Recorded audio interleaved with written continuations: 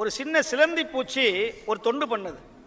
அந்த தொண்டு பண்ணதுனால அந்த சிலந்தி பூச்சியை கோச்சங்க சோழராக மாற்றினார் சிவபெருமான். ஒரு சிவாலயத்தில் ஒரு செங்கல் எடுத்து கொடுத்தா, ஒரு சிவாலயத்தில் ஒரு மூட்டை சிமெண்ட் வாங்கி கொடுத்தால், சிவாலயத்தில் திருப்பணி செய்தால் 21 தலைமுறைக்கு அவர்கள் ஓங்கி வாழ்வார்கள் என்று நம்முடைய புராணம் சொல்லுகிறது. சிவாலயத்தில் போய் குப்பையை அள்ளு, உடம்புல வியாதி போகும்.